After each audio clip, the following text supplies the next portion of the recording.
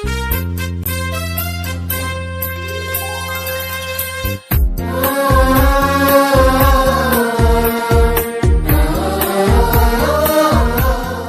గ్రంథము 2వ అధ్యాయము 5వ వాక్యం మనం చదువుకుందాం. జకర్యా గ్రంథము 2వ అధ్యాయం 5వ వాక్యము.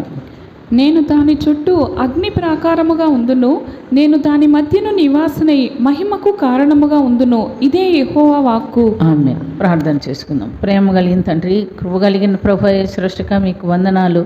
మీ మహిమ, మీ తోడు మాకు ఎల్లప్పుడూ ఉంచి మమ్మల్ని నడిపిస్తున్న విధానాన్ని బట్టి స్తుతి స్తోత్రం.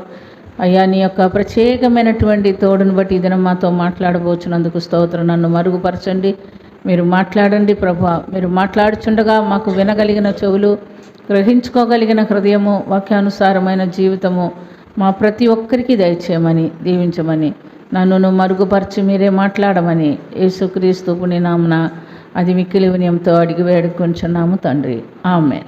హల్లెలూయా, హల్లెలూయా, హల్లెలూయా. దేవుని నామానికి ఘనత కలుగును గాక. ఈ సందర్భాన్ని మనం గమనించినప్పుడు జకర్యా గ్రంథములో మరి మనం 2వ వాక్యం నుంచి ఒకసారి చదువుకుందాం. జకర్యా గ్రంథము 2వ అధ్యాయము 2వ వాక్యం నుండి. నీవు ఎక్కడికి పోవుచున్నావని నేను అతనిని అడుగగా, అతడు యెరూషలేము యొక్క వెడల్పును పొడుగును ఎంతైనది కొలిచి చూడబోచున్నాను నేను. అంతటా నాతో మాట్లాడుచున్న దూత బయలుదేరగా మరి ఒక దూత అతనిని ఎదుర్కొని వచ్చెను.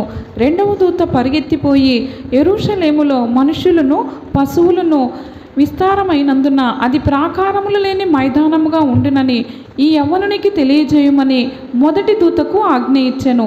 నేను దాని చుట్టూ అగ్ని ప్రాకారముగా ఉందును, నేను దాని మధ్యను నివాసనై మహిమకు కారణముగా ఉందును. ఇదే యెహోవా వాక్కు. ఆమేన్. మరి కొలవలేనటువంటి ఒక విస్తారమైనటువంటి పట్టణాన్ని గురించి దేవుడు ఇక్కడ చెప్తున్నాడు. అది మనుషులు కొలవలేకపోతున్నారు కాబట్టి దేవుడే దాని చుట్టూ అగ్ని ప్రాకారాన్ని నుంచి దాన్ని కాపాడుతాను, దానికి మహిమకు కారణంగా ఉండి దాన్ని కాపాడుతానని వాగ్దానం చేస్తున్నట్టుగా మనం చూస్తున్నాం. కాబట్టి ఈ దినము మనం ధ్యానం చేసుకోబోయే అంశము మన జీవం కలిగిన దేవుని యొక్క తోడు. ప్రతి బిడ్డకి తెలిసి తెలియక, వాళ్ళకి తెలియకుండా చాలామంది ఉంటారు. తెలిసినా తెలియకపోయినా దేవుడు మనకు తోడు ఉన్నాడు అనే అంశం మనం మర్చిపోకూడదు. మరి దేవుని గురించి మొట్టమొదటి ఒక మాట ధ్యానం చేసుకుందాము. ద్వితీయోపదేశకాండము 10వ అధ్యాయము, ద్వితీయోపదేశకాండము 10వ అధ్యాయము 14 నుండి 22 వరకు చదువుకుందాం. చూడుము, ఆకాశము మహాకాశము భూమియు అందు ఉన్నదంతయు నీ దేవుడైన యెహోవావే. అయితే యెహోవా నీ పితరులను ప్రేమించి వారి యందు ఆనందపడి సమస్త జనములలో వారి సంతానమైన మిమ్మును నేటివలే ఏర్పరచుకొనెను.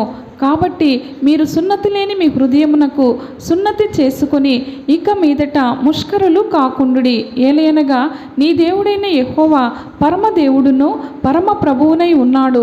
ఆయనే మహాదేవుడు, పరాక్రమవంతుడు, భయంకరుడైన దేవుడు. ఆయన నరుల ముఖమును లక్ష్యపెట్టనివాడు, లంచము పుచ్చుకొననివాడు. ఆయన తల్లిదండ్రులు లేనివానికిని విధవరాలికిని న్యాయము తీర్చి పరదేశియందు దయ ఉంచి అన్న వస్త్రములను అనుగ్రహించువాడు. మీరు ఐగుప్తు దేశములో పరదేశులై ఉంటిరి గనుక పరదేశిని జాలి తలచుడి. నీ దేవుడైన యెహోవాకు భయపడి ఆయనను సేవించి ఆయనను హత్తుకొని ఆయన నామమున ప్రమాణము చేయవలెను. ఆయనే నీకు కీర్తనీయుడు. నీవు కన్నులారా చూచుచుండగా భీకరమైన ఆ గొప్ప కార్యములను నీ కొరకు చేసిన నీ దేవుడు ఆయనే. నీ పితరులు 70 మంది అయి ఐగుప్తునకు వెళ్ళిరి. ఇప్పుడు నీ దేవుడైన యెహోవా ఆకాశ నక్షత్రముల వలె నిన్ను విస్తరింపచేసి ఉన్నాడు. ఆమేన్.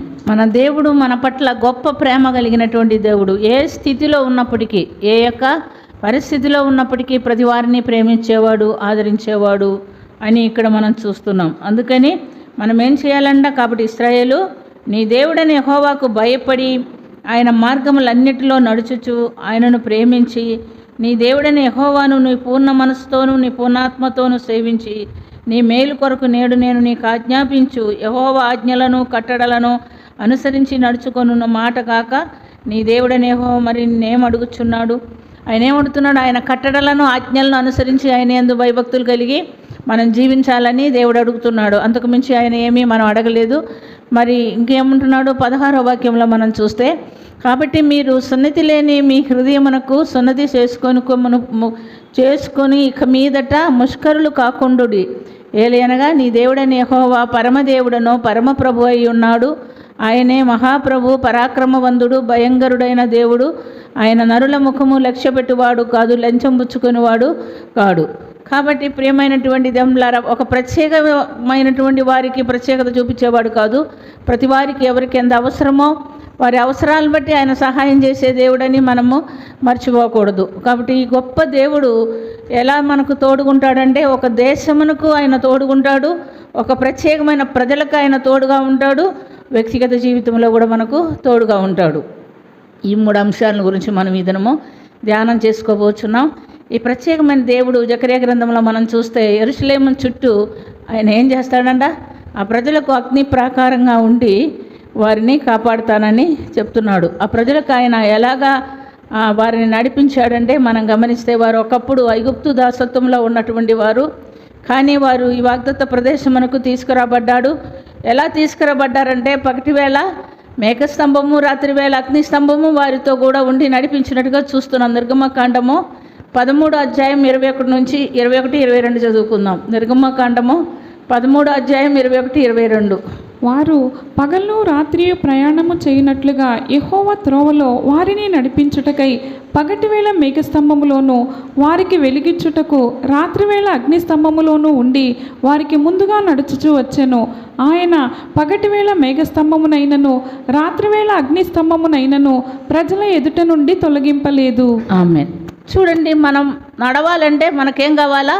వెలుగు కావాలి. పగలు నడుస్తాము, రాత్రి మనం విశ్రాంతి తీసుకుంటాము. కానీ ఇశ్రాయేలీలు పగలు రాత్రి కూడా ప్రయాణం చేస్తున్నట్టుగా మనం చూస్తున్నాం. వాళ్ళు అలసిపోలేదు, వాళ్ళ చెప్పులు అరిగిపోలేదు, వాళ్ళ బట్టలు చినిగిపోలేదు, వాళ్ళు విశ్రాంతి తీసుకోలేదు. వాళ్ళు పగలు రాత్రి ప్రయాణం చేయనట్లు అనుకూలంగా పగటివేళ వాళ్ళకి ఎండ దెబ్బ తగలకుండా మేఘస్తంభాన్ని ఉంచాడు, రాత్రివేళ వాళ్ళకి చీకటి కలగకుండా అగ్నిస్తంభాన్ని నుంచి వారిని నడిపిస్తున్నట్లుగా మనం చూస్తున్నాం. అది గొప్ప జనం అండి. కేవలం పురుషులు మాత్రమే 6 లక్షల మంది, పిల్లలు స్త్రీలు అంతా కలిపి ఒక 30 లక్షల మంది దాకా. ఒక 100 మందిని చూస్తేనే మనం ఎంతో గొప్ప జనంగా అనుకుంటాం. కానీ కొన్ని లక్షల మంది, 30 లక్షల మంది, చిన్న పిల్లలు, వృద్ధులు, స్త్రీలు అందరూ కలిపి అంతమంది జనాంగం నడవటానికి తగినటువంటి వెలుగు దేవుడు వారికి ఆ రాత్రి కాలంలో కూడా వాళ్ళు ప్రయాణం చేసేదానికి ఇచ్చినట్టుగా మనం చూస్తున్నాం. ఆయన జనాంగం చుట్టూ ఆయన ఏం చేశాడు?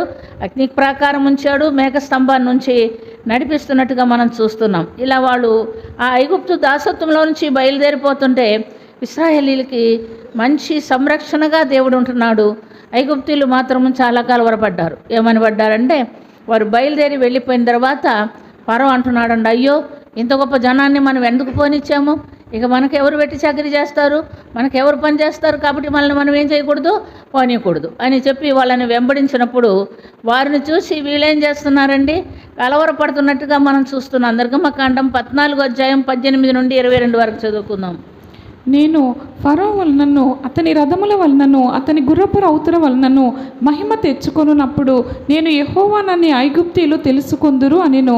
అప్పుడు ఇశ్రాయేలీయుల ఎదుట సమూహమునకు ముందుగా నడిచిన దేవదూత వారి వెనుకకు పోయి వారిని వెంబడించెను.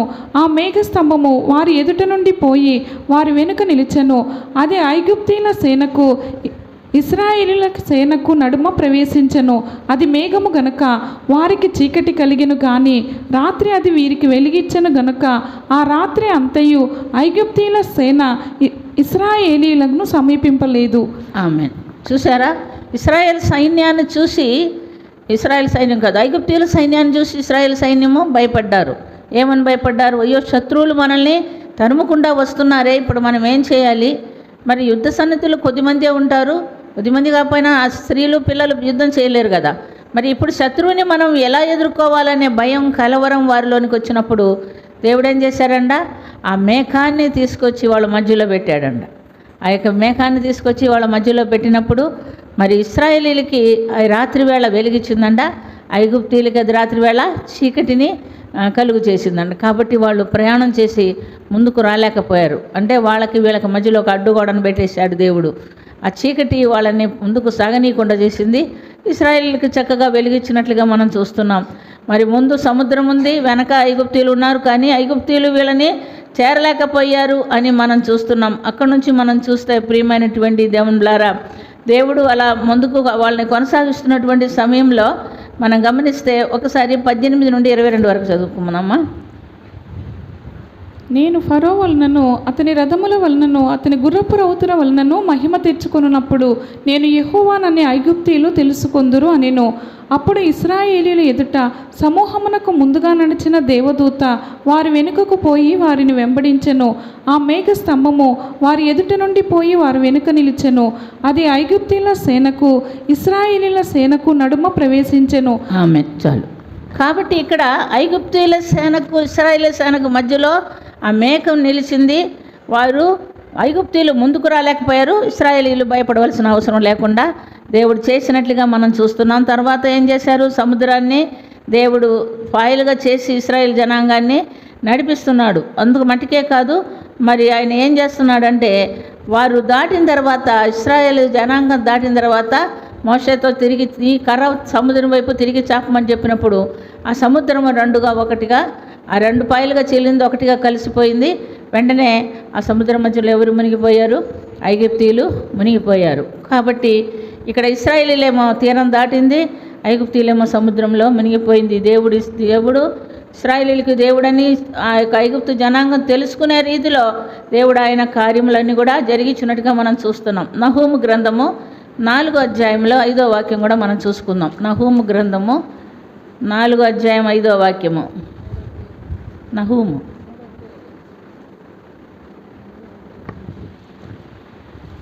చిన్న ప్రవక్తల గ్రంథము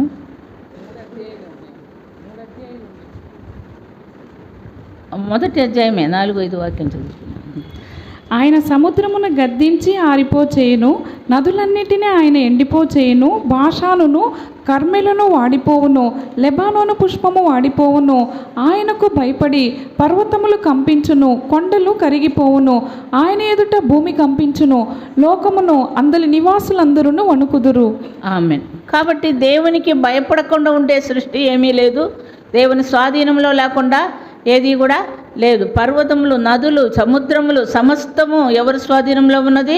దేవుని స్వాధీనంలో ఉన్నది. కనుక ఆయనకి అవన్నీ కూడా భయపడి వణుకుతూ ఉంటుందని ఇక్కడ వాక్యంలో మనం చూస్తున్నాం. అలాగే ప్రియమైనటువంటి దేవునిలారా, ఈ యొక్క ఎర్ర సముద్రం కూడా ఆయన మాటకు లోబడి తిరిగి ఒకటిగా కలుసుకున్నప్పుడు ఇశ్రాయేల్ జనాంగం అంతా కూడా దానిలో మునిగిపోయినట్టుగా మనం చూస్తున్నాం. ఆయన మొరబెట్టు వారికి అందరికీ ఆయన ఏం చేస్తాడు? సహాయము చేస్తాడు. ద్వితీయోపదేశకాండం 4వ అధ్యాయం 7వ వాక్యంలో కూడా మనం చూస్తే ఆయనకి మనం మొరబెట్టినప్పుడల్లా ఆయన మనకు సహాయం చేస్తాడని చూస్తున్నాం. ద్వితీయోపదేశకాండం 4వ అధ్యాయము 7వ వాక్యము. ఏలయనగా మనము ఆయనకు మొరపెట్టినప్పుడెల్లా మన దేవుడైన యెహోవా మనకు సమీపముగా ఉన్నట్టు మరి ఏ గొప్ప జనమునకు ఏ దేవుడు సమీపముగా ఉన్నాడు? ఆమేన్. చూసారా, మనం మొరపెట్టినప్పుడల్లా దేవుడు మనకు సహాయము చేస్తాడు. మనమైతే చేస్తామా? ఎవరికైనా ఒకసారి చేస్తాం, 2 సార్లు చేస్తాం, పోరా మొన్ననే కదా నీకు సహాయం చేసాం, మళ్ళీ వచ్చావేంటి సహాయానికి అని మనం అడుగుతాం. కానీ మనకు దేవునికి మధ్యలో అదే తేడా. మనం ఎప్పుడు మొరబెట్టినా, పగలు మొరబెట్టినా, రాత్రి మొరబెట్టినా, ఎన్నిసార్లు, ఒక రోజుకి 10 సార్లు మొరబెట్టినా, ఎన్నిసార్లు ప్రార్థన చేసినా ఆయన మనల్ని కాదనకుండా మనకు సహాయము చేసేవాడు. ఎందుకంటే మనకు పగలు రాత్రి ఏ సమయంలో ఇశ్రాయేలుని కాపాడువాడు, కునుకడు నిద్రపోడు అని మనం చూస్తున్నాం. కునుకక నిద్రపోక నిత్యము మనల్ని కాపాడేటటువంటి మన దేవుడైనటువంటి యేసు ప్రభుల యెహోవా దేవుడే అని మనం గమనిస్తున్నాం. కాబట్టి ప్రియమైనటువంటి దేవునిలారా, ఆ దేశానికి, ఆ ప్రజలకి, ఆ జనాంగానికి ఆయన తోడుగా ఉండి ప్రతి గడియ ప్రతి సమయం వాళ్ళకు తోడుగా ఉండి వాళ్ళని కాపాడుతూ సంరక్షిస్తూ నడిపిస్తున్నట్టుగా మనం చూస్తున్నాం. రెండవదిగా మనం చూస్తే ఒక ప్రత్యేకమైన ప్రజలకు దేవుని తోడు ఉండి నడిపిస్తున్నట్టుగా మనం చూస్తున్నాం. నిర్గమకాండము 40వ అధ్యాయము 34 నుండి 38 వరకు. నిర్గమకాండము 40వ అధ్యాయము 34 నుండి 38 వరకు. అప్పుడు మేఘము ప్రత్యక్షపు గుడారమును కమ్మగా యెహోవా తేజస్సు మందిరమును నింపెను. ఆ మేఘము మందిరము మీద నిలుచుట చేత మందిరము యెహోవా తేజస్సుతో నిండెను గనుక మోషే ప్రత్యక్షపు గుడారములోనికి వెళ్ళలేకుండెను. మేఘము మందిరము మీద నుండి పైకి వెళ్ళినప్పుడు ఎల్లెను. ఇశ్రాయేలీయులు ప్రయాణమైపోయిరి. ఇదే వారి ప్రయాణ పద్ధతి. ఆ మేఘము పైకి వెళ్ళని ఎడల అది వెళ్ళు దినము వరకు వారు ప్రయాణము చేయకుండిరి. ఇశ్రాయేలీయులందరి కన్నుల ఎదుట పగటివేళ యెహోవా మేఘము మందిరము మీద ఉండెను, రాత్రివేళ అగ్ని దాని మీద ఉండెను. వారి సమస్త ప్రయాణములలో ఈలాగుననే జరిగెను. దేవుడు తన ప్రజలను ప్రేమించి వారి కొరకు ఒక ప్రత్యేకమైనటువంటి మందిరాన్ని మోషే చేత నిర్మించి ఆ మందిరంలో తన మేఘమును ఉంచాడు. ఆ మేఘము తన మహిమతో వారికి కనబడుతున్నట్లుగా మనం చూస్తున్నాం. ఆ మేఘము దేవుని యొక్క ప్రసన్నత ఆ మందిరంలో ఎల్లప్పుడూ వారికి తోడుగా ఉండి ఆ మందిరంతో కూడా ఆ మేఘము ఆ మందిరం మీద నిలిచినప్పుడు అది నిలబడినప్పుడల్లా వారి ప్రయాణం ఆగిపోతుంది. ఆ మేఘము మందిరంలోంచి పైకి లేచినప్పుడు ఇశ్రాయేలీయుల ప్రయాణము ముందుకు కొనసాగుతాడు. అంటే దేవుని యొక్క దివ్య సన్నిధి వారితో కూడా ఆ ప్రజలతో కూడా ఉండి ప్రయాణం చేస్తుంది అని మనం చూస్తున్నాం. అప్పుడు మాత్రమే కాదు ప్రియమైనటువంటి దేవులారా, తర్వాత సొలొమోను దేవుని కొరకు ఒక మంచి మందిరం, పరిశుద్ధమైన మందిరం కట్టించిన తర్వాత అక్కడ కూడా దేవుని మహిమ మేఘం రూపంలో దిగుతున్నట్టుగా మనం గమనిస్తున్నాం. 2వ దినవృత్తాంత గ్రంథం 5వ అధ్యాయము 14వ వాక్యంలో చదువుకుందాం. 2వ దినవృత్తాంత గ్రంథం 5వ అధ్యాయం 14వ వాక్యము. అప్పుడు ఒక మేఘము యెహోవా మందిరము నిండా నిండెను. యెహోవా తేజస్సుతో దేవుని మందిరము నిండుకొనగా సేవ చేయుటకు యాజకులు ఆ మేఘమున్న చోట నిలువలేకపోయిరి. కాబట్టి ఇక్కడ సొలొమోను ఆ మందిరం తర్వాత ఆ మందసం తీసుకొచ్చి ఆ మందిరంలో పెడుతున్నట్టుగా మనం చూస్తున్నాం. ఆ మందిరంలో ఎవరి మహిమ నిలిచి ఉండింది? దేవుని మహిమ నిలిచి ఉండి ఇశ్రాయేల్ జనాంగము వాగ్దత్త ప్రదేశంలో ప్రవేశించి యెరూషలేములో దేవుని మందిరం సొలొమోను చేత నిర్మింపబడిన తర్వాత మేఘము యెహోవా మందిరం నిండా నిండెను. యెహోవా తేజస్సుతో దేవుని మందిరం నిండుకొనగా సేవ చేయుటకు యాజకులు ఆ మేఘమున్న చోట నిలవలేకపోయిరి. అనగా దేవుడు దాన్ని అంగీకరించి ఆ మందిరాన్ని అంగీకరించి ఆ మందిరంలో దిగి వచ్చి తన మహిమతో నివసిస్తున్నట్టుగా మనం చూస్తున్నాం. మనకైతే ప్రత్యేకమైనటువంటి దేవుని యొక్క తోడు ఎక్కడ ఉంటుందంటే కీర్తనలు 91 చదువుకునే వాళ్ళకి అందరికీ తెలుసు. కీర్తనలు 91 మొదటి నుంచి చివరి వరకు మనం చూసుకున్నట్లయితే ఇప్పుడు చదవదులేండి, సమయం చాలదు మనకు. కీర్తనలు 91 మహోన్నతుని చాటున మనమందరం ఎవరైతే ఆ కీర్తన పఠిస్తారో లేదా చెప్పుకుంటారో హృదయంలో చేర్చుకుంటారో వాళ్ళకందరికీ ఏం తోడుంది? మహోన్నతుని చాటు, మహోన్నతుని తోడు ఉండి వారిని నడిపిస్తున్నట్టుగా మనం చూస్తున్నాం. సింహముల చేతి నుంచి, మరి గడ్సర్పం చేతి నుంచి, సమస్త విధమైన శత్రువుల చేతి నుండి, సమస్త విధమైన ఉపద్రవం నుండి దేవుడు మనల్ని తప్పించి మనల్ని కాపాడుతున్నట్లుగా మనం చూస్తున్నాం. కాబట్టి ప్రియమైనటువంటి దేవులారా, ఒక ప్రత్యేకమైనటువంటి ప్రజలకు దేవుడు తన తోడుంచి ఇశ్రాయేల్ జనాంగాన్ని నడిపించినట్టు మాత్రమే కాదు, ఈ దినం ఎవరైతే ఆయన అంగీకరించి ఆయన ప్రజలుగా జీవిస్తారో వాళ్ళకి అందరికీ దేవుని యొక్క సహాయం, దేవుని యొక్క తోడు 91వ కీర్తన ద్వారా మనం పొందుకుంటున్నట్లుగా గమనిస్తున్నాం. మరి ప్రత్యేకంగా దావీదుకు దేవుడు తోడుగా ఉంటున్నట్టుగా ఆయన నడిపిస్తున్నట్టుగా మనం చూస్తున్నాం. మరి ఇశ్రాయేల్ జనాంగము మరి ఫిలిష్తీయుల సైన్యము ఎదుట నిలబడలేక 39 దినాలు పారిపోయినప్పుడు మరి ఎవరు కూడా ఆ యొక్క గొలియాతుతో యుద్ధం చేసేవాళ్ళు లేరు. అలాంటి సమయంలో దేవుడు తన దాసుడైనటువంటి దావీదును పంపించి ఇశ్రాయేలీలకు ఒక చాటుగా, ఒక సంరక్షణకర్తగా దావీదును నిలబెడుతున్నట్టుగా మనం చూస్తున్నాం. దావీదు చెప్తున్నాడు చూడండి, మొదటి సమూయేలు గ్రంథము 17వ అధ్యాయము 34 నుండి 37 వరకు చూసుకుందాం. మొదటి సమూయేలు గ్రంథము 17వ అధ్యాయము 34 నుండి 37 వరకు. అందుకు దావీదు సౌలుతో ఇట్లనెను, మీ దాసుడనైన నేను నా తండ్రి యొక్క గొర్రెలను కాయుచుండా సింహమును ఎలుగుబంటియును వచ్చి మందలో నుండి ఒక గొర్రె పిల్లను ఎత్తుకొని పోవుచుండగా నేను దానిని తరిమి చంపి దాని నోట నుండి ఆ గొర్రెను విడిపించి తిని, అది నా మీదికి రాగా దాని గడ్డము పట్టుకొని దానిని కొట్టి చంపి తిని, మీ దాసుడనైన నేను ఆ సింహమును ఎలుగుబంటిని చంపితినే. జీవము గల దేవుని సైన్యములను తిరస్కరించిన ఈ సున్నతి లేని ఫిలిస్తీయుడు వాటిలో ఒక్కదాని వలె అగుననియు, సింహము యొక్క బలము నుండి ఎలుగుబంటి యొక్క బలము నుండి నన్ను రక్షించిన యెహోవా ఈ ఫిలిస్తీని చేతిలో నుండి కూడాను నన్ను విడిపించుననియు చెప్పెను. అందుకు సౌలు, పొమ్ము, యెహోవా నీకు తోడుగా ఉండునుగాక అని దావీదుతో అనెను. ఆమేన్. ఈ సంఘటన మనం అనేక సుమారులు విని ఉంటాం. ప్రియమైనటువంటి దేవులారా, ఇశ్రాయేలీలందరి తరపున దావీదును నిలబెట్టాడు. దావీదుకి ఎవరు తోడున్నాడు? దేవుడు తోడున్నాడు. అంటున్నాడు, ఈ సున్నతి లేని ఫిలిష్తీయుని చంపటం ఎంత పని? నేను సింహాన్ని చీల్చేశాను, ఎలుగుబంటిని చీల్చేశాను, నేను నా దేవుడు నాకు తోడుండి అంత గొప్ప కార్యాలు చేశాను, మరి ఈ సున్నతి లేని ఫిలిస్తీను చంపటం ఒక పనా అని ఎంతో ధైర్యంతో తన జనాంగానికి తోడుగా ఉండి, తన జనాంగానికి ఒక చాటుగా ఉండి వారిని రక్షించడానికి దావీదు నిలబడుతున్నట్టుగా మనం చూస్తున్నాం. దావీదులో ఉన్నటువంటి విశ్వాసము, ధైర్యము మరి ఒక చిన్న ఒడిసరాయితో ఎవరిని చంపేశాడు? గొలియాతును చంపేసి తన ప్రజలందరినీ కూడా రక్షించినట్లుగా మనం గమనిస్తున్నాం. అంత మటుకే కాదు ప్రియమైనటువంటి దమ్లారా, మరి దేవుడు నినేవే ప్రజలను కూడా యోనా ద్వారా రక్షిస్తున్నట్టుగా మనం చూస్తున్నాం. దేవుడు వారిని ప్రేమించి వాళ్ళని రక్షించడానికి యోనాను వాడుకుంటున్నట్టుగా మనం చూస్తున్నాం.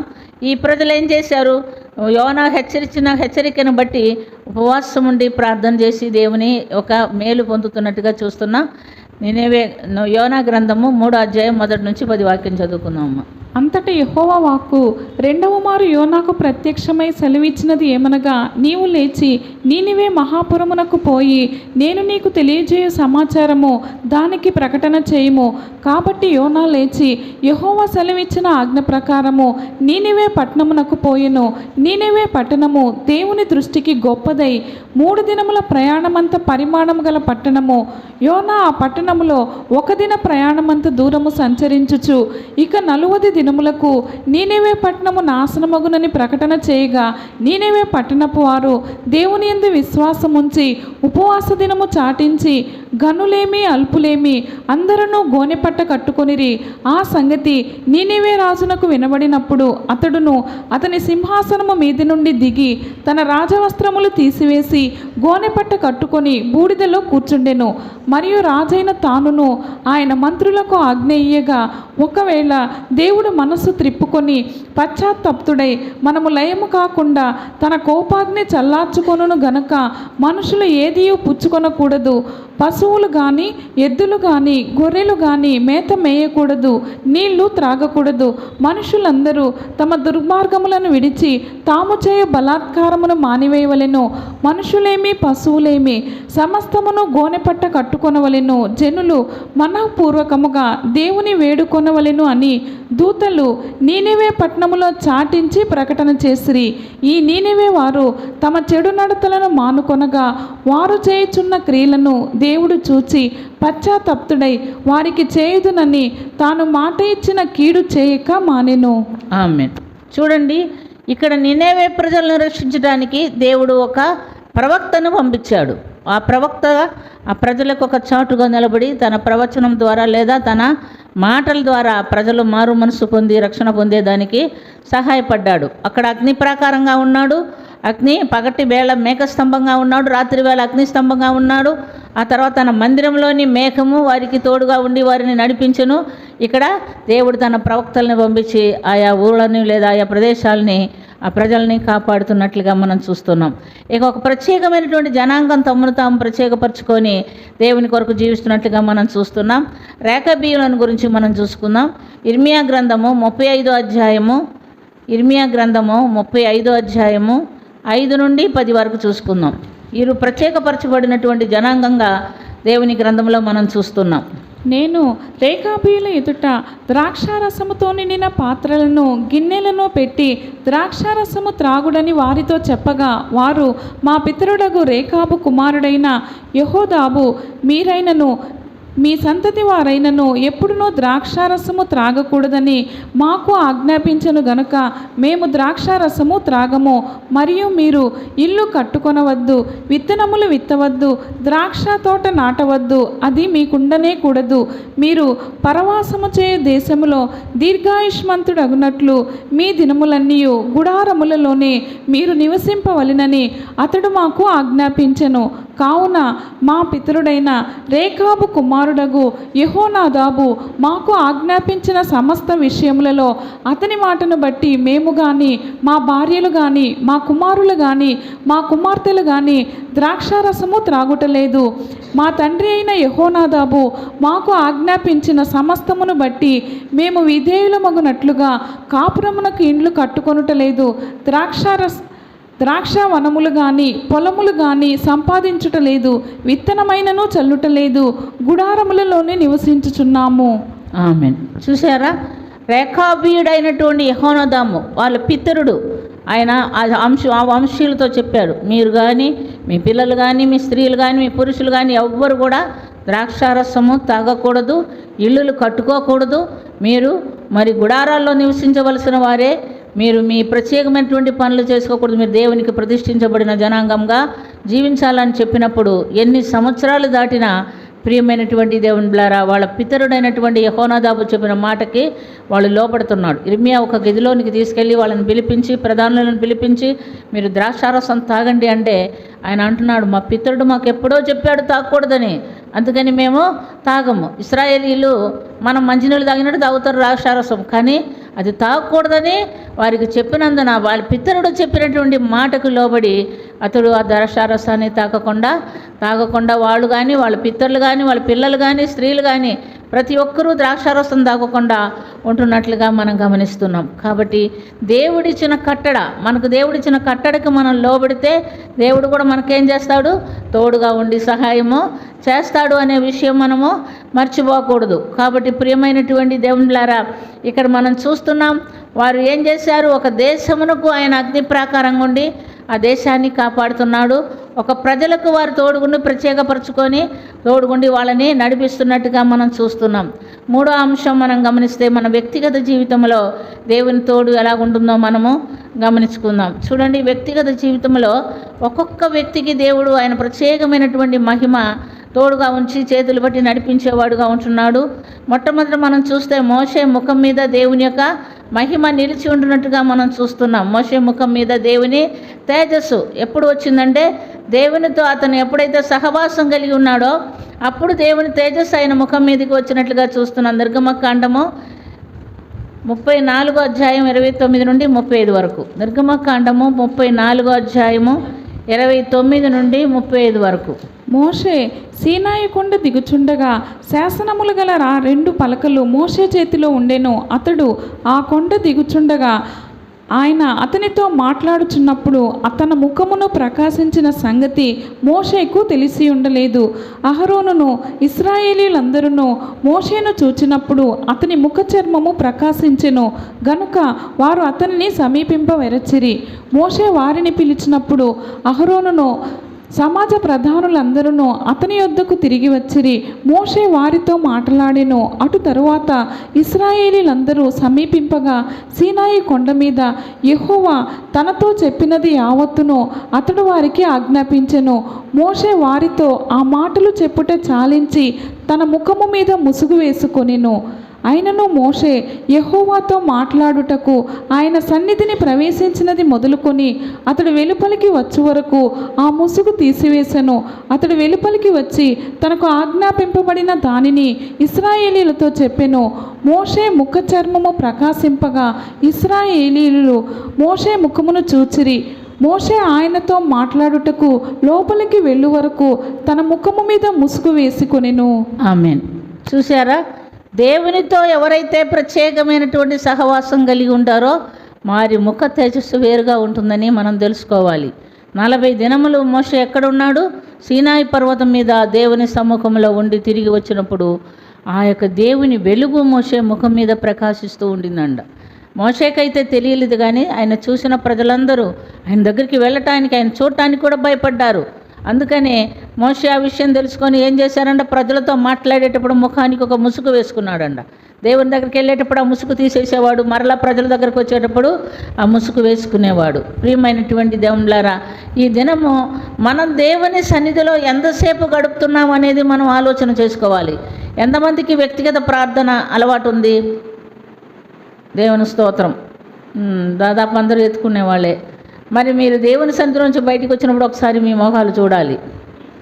మన ముఖానికి ఆ వెలుగు లేదు కాబట్టి పౌడర్లు పూసుకుంటాం కదా, క్రీములు పౌడర్లు ఏమేమో పూసుకొని మనం కష్టాలు పడుతూ ఉంటాం. కానీ ప్రియమైనటువంటి దేవునిలారా, ఇది ఆత్మీయ వెలుగు.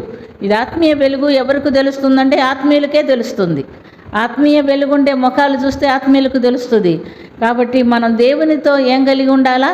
మీరు ఎన్ని క్రీములు పూసుకున్నా, ఎన్ని పౌడర్లు పూసుకున్నా వచ్చే ఆ యొక్క షైనింగ్ కంటే ఎక్కువగా దేవునితో గడిపితే మీకు మంచి ప్రకాశమానమైనటువంటి ముఖాలు దేవుడు మీకు ఇస్తాడు. ఈ విషయంలో మనం ఎప్పుడు కూడా వెనుకబడకూడదు. వ్యక్తిగత ప్రార్థనలో దేవుని యొక్క ప్రకాశం మన మీద పడితే మన ముఖాలు కూడా ప్రకాశించుతుందని మనం చూస్తున్నాం. కాబట్టి ఇక్కడ మోషే దేవునితో వ్యక్తిగత జీవితంలో గడిపినప్పుడు ఆయన ముఖం మారిపోయినట్టుగా మనం చూస్తున్నాం. మరి మనకెలాగ వస్తుంది, ఇది ఎలా వస్తుందంటే మనం గమనిస్తే మొట్టమొదట మెట్లో మనకు ఏం కావాలంటే మారు మనసు రక్షణ కావాలి.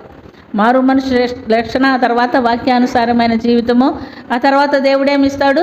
పరిశుద్ధాత్మని కృప మనకు ఇస్తాడు. చూడండి, నికోదేము యేసు ప్రభుతో మాట్లాడినప్పుడు యేసు ప్రభు ఒక మాట చెప్పాడు. నికోదేము ధర్మశాస్త్ర ఉపదేశకుడు, ఆయనకి బాగా వాక్యం వచ్చు, ఆయన వాక్య ఉపదేశకుడు కదా, కానీ ఆయనకి అర్థమైపోయింది ధర్మశాస్త్రాన్ని బట్టి రక్షణ పొందటం కష్టమని.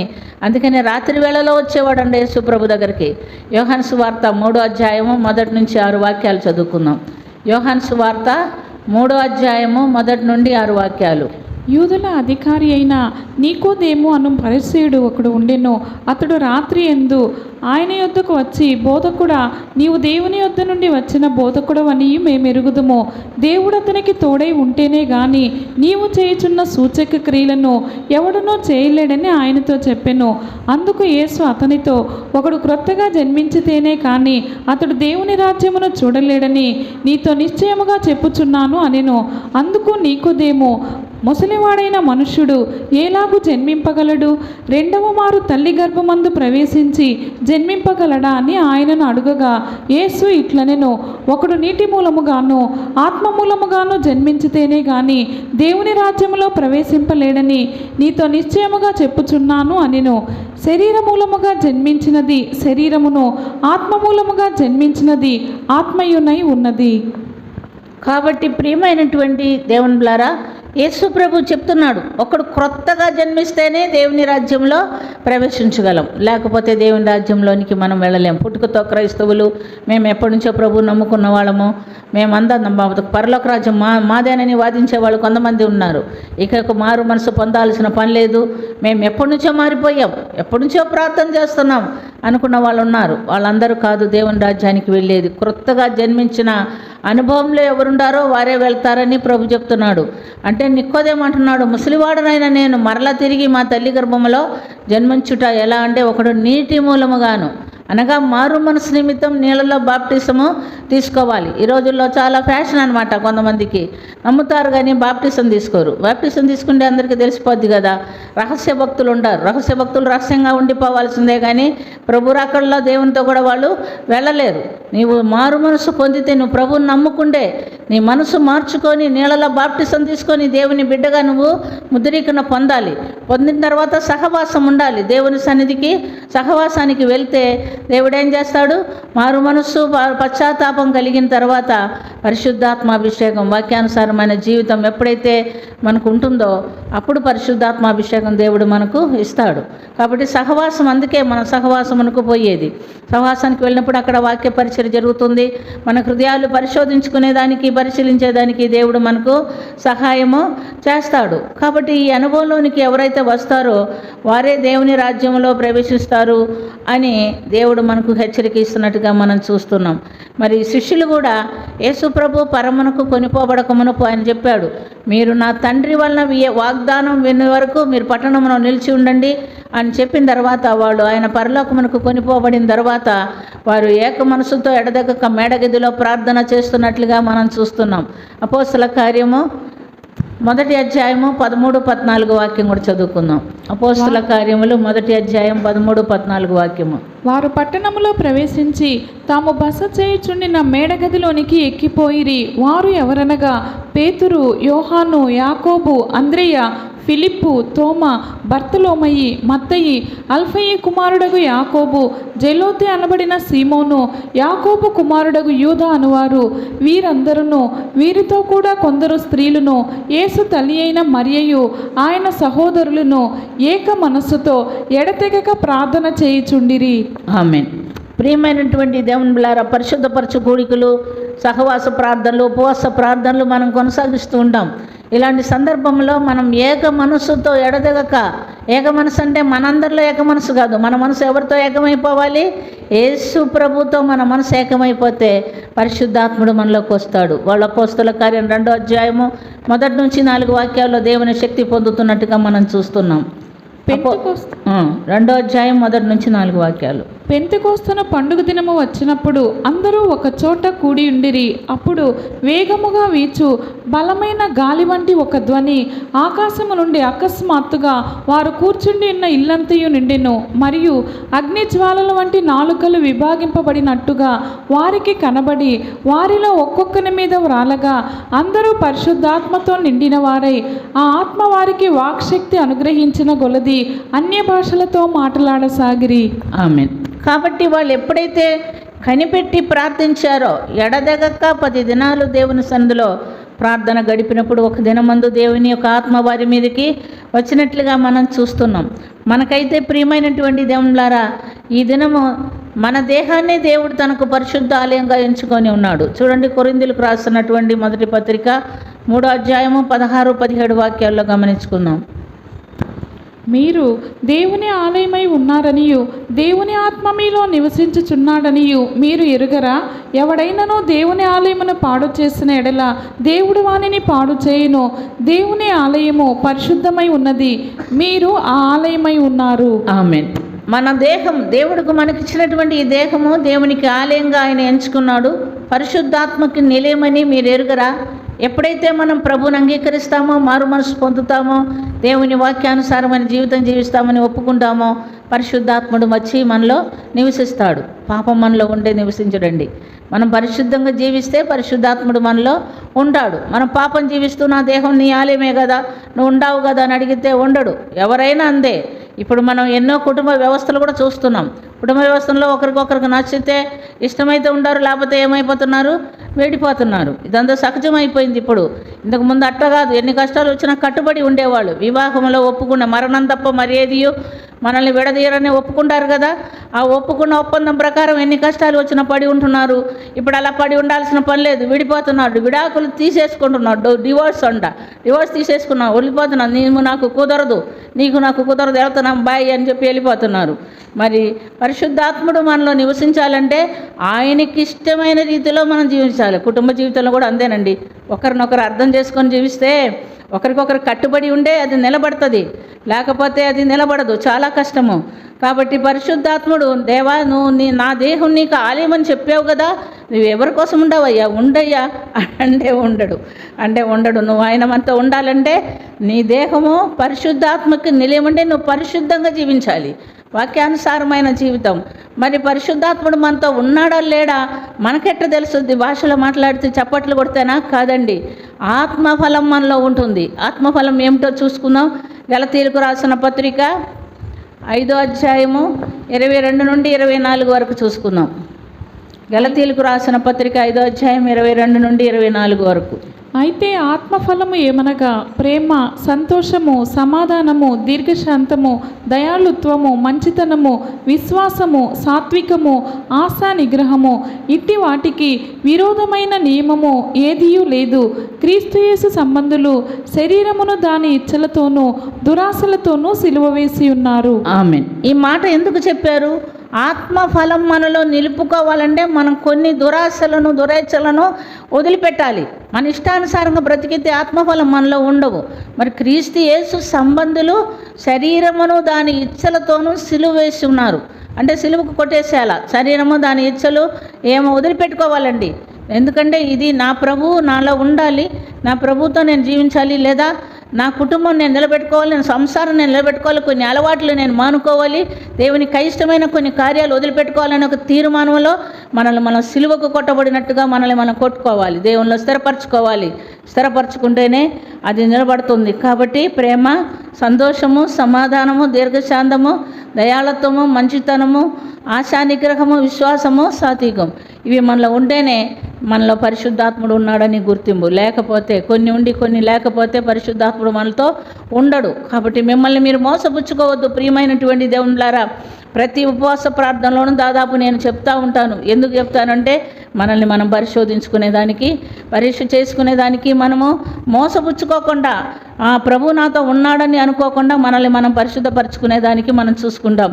యేసు ప్రభుని గురించి కూడా ఒక మాట మనం గమనించుకుందాం. యోహాన్ రాసిన మొదటి పత్రిక 5వ అధ్యాయము 6వ వాక్యం నుంచి చదువుకుందాం. యోహాన్ రాసినటువంటి పరిశుద్ధ మొదటి పత్రిక 5వ అధ్యాయము 6 నుండి 8 వరకు. నీళ్ళ ద్వారాను రక్తము ద్వారాను వచ్చిన వాడు ఈయనే, అనగా యేసుక్రీస్తే. ఈయన నీళ్లతో మాత్రమే కాక నీళ్లతోనూ రక్తంతోనూ వచ్చెను. ఆత్మ సత్యము గనక సాక్ష్యమిచ్చువాడు ఆత్మయే. సాక్ష్యమిచ్చువారు ముగ్గురు, అనగా ఆత్మయు నీళ్లును రక్తమును, ఈ ముగ్గురు ఏకీభవించి ఉన్నారు.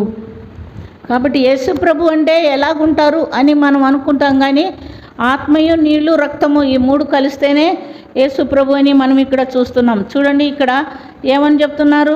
ఆయన సాక్ష్యం ఇచ్చేవాడు ఎవరండా? సాక్ష్యం ఇచ్చేవాడు ముగ్గురు, అనగా ఆత్మయు నీళ్లును రక్తమును, ఈ ముగ్గురు ఏకీభవించి ఉన్నారు. మనము మనుషుల సాక్ష్యం అంగీకరించి ఉన్నాము కదా. దేవుని సాక్ష్యం మరీ బలమైంది. దేవుని సాక్ష్యం ఆయన తన కుమారుని గురించి ఇచ్చినదే. దేవుని సాక్ష్యం ఏమిటి? కుమారుని గురించి ఏమిస్తున్నాడు? ఎవరైతే ఆత్మ చేతను నీళ్ళ చేతను రక్తం చేతను అభిషేకించబడతారో, చూడండి, ఖచ్చితంగా సాక్ష్యం ఇచ్చేవారు ముగ్గురు, అనగా ఆత్మయు నీళ్లును రక్తమును, ఈ ముగ్గురు ఏకీభవించి ఉన్నారు. యేసు ప్రభు అంటే ఏమిటి? ఎవరెవరు? ఆత్మయు నీళ్లును రక్తము. ఆత్మ నీళ్లు, మారు మనసు నిమిత్తం నీళ్ళలో బాప్టిసము, అది నీళ్లు. రక్తము, రక్తం చేత కడగబడిన వారు, పరిశుద్ధపరచబడిన వారు. రక్తము, ఆత్మ, ఈ మూడు అనుభవంలోకి వచ్చేటప్పటికి పరిశుద్ధాత్మ అనుభవంలోనికి మనం వస్తాం. ఈ మూడు అనుభవం కలిగిన వారు ఎవరుంటారో వారే యేసు ప్రభు బిడ్డలు. కాబట్టి వారికే దేవుని యొక్క ప్రత్యేకమైనటువంటి కాపుదల ఉంటుంది. మరి దేవుడు ప్రత్యేకమైన కాపుదల మనకు ఇవ్వాలంటే మనం వాక్యానుసారమైన జీవితం జీవించేవారిగా ఉండాలి అని మనం ఇక్కడ గమనిస్తున్నాం. మరి ఇందులో ప్రత్యేకమైనటువంటి కాపుదల, ప్రత్యేకమైనటువంటి నడిపింపని మనం గమనించినప్పుడు, పౌలు భక్తుడు శత్రువు అయిన అపవాదితో పోరాడాలంటే ఏం కావాలని చెప్పాడు? సర్వాంగ కవచం మనం ధరించుకోవాలన్నాడు. మనము బాప్టిజం తీసుకున్నాం, మారు మనసు పొందాం, అవన్నీ చెప్పుకుంటే కాదు. ఇవన్నీ పొందుకున్న వారు తర్వాత ఏం కలిగి ఉండాలా? సర్వాంగ కవచం. దాని గురించి కూడా ఒక్క మాట మనం చదువుకొని ముగించుకుందాం. ఎఫెసీయులకు రాసిన పత్రిక 6వ అధ్యాయము 10 నుండి 18 వరకు చదువుకుందాం. తుదకు ప్రభువు యొక్క మహాశక్తిని బట్టి ఆయన యందు బలవంతులై ఉండుడి. మీరు అపవాది తంత్రములను ఎదిరించుటకు శక్తిమంతులగునట్లు దేవుడిచ్చు సర్వాంగ కవచమును ధరించుకొనుడి. ఏలయనగా మనము పోరాడునది శరీరులతో కాదు గాని ప్రధానులతోనూ అధికారులతోనూ ప్రస్తుత అంధకార సంబంధులకు లోకనాథులతోనూ ఆకాశ మండలమందున్న దురాత్మల సమూహములతోనూ పోరాడుచున్నాము. అందుచేతను మీరు ఆపద్దినమందు వారిని ఎదిరించుటకును సమస్తము నెరవేర్చిన వారై నిలువబడుటకును శక్తిమంతులగునట్లు దేవుడిచ్చు సర్వాంగ కవచమును ధరించుకొనుడి.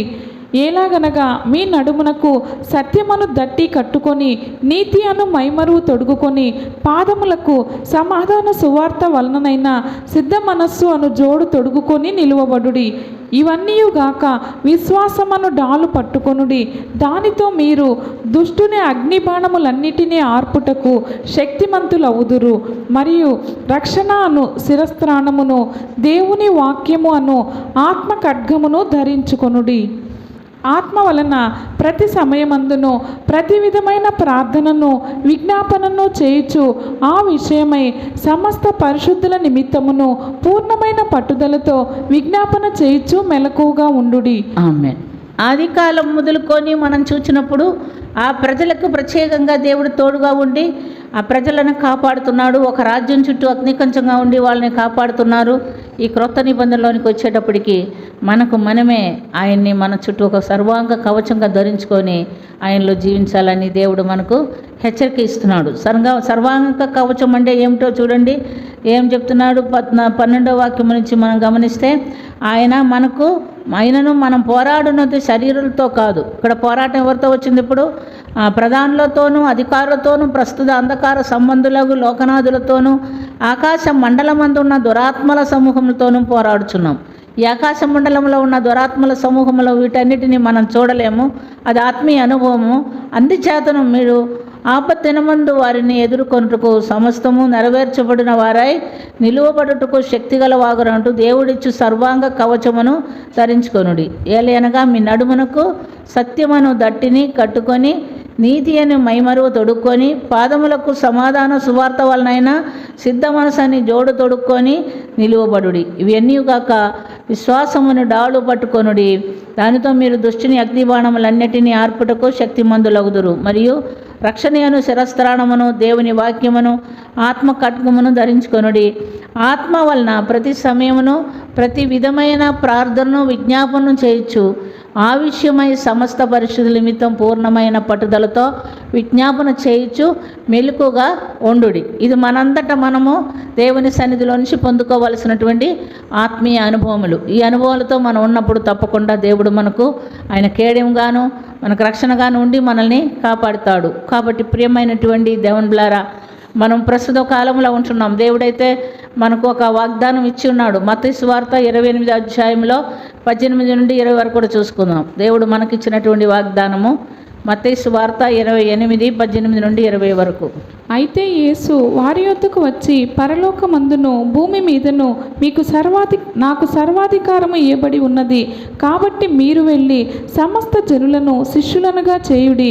తండ్రి యొక్కయు కుమారుని యొక్కయు పరిశుద్ధాత్మ యొక్కయు నామములోనికి వారికి బాప్తిస్మం ఇచ్చుచు నేను మీకు ఏ ఏ సంగతులను ఆజ్ఞాపించితినో వాటినన్నిటినీ గైకొనవలెనని వారికి బోధించుడి. ఇదిగో నేను యుగ సమాప్తి వరకు సదాకాలము మీతో కూడా ఉన్నానని వారితో చెప్పెను. ఆమేన్.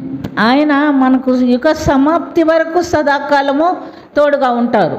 అయితే మనం ఏం చేయాలా? ఆయన ఏ ఏ సంగతులు మనకు బోధించాడో ఆయా సంగతులను మనం ఇతరులకి నేర్పించాలి. వారిని దేవునికి శిష్యులుగా చేయాలి.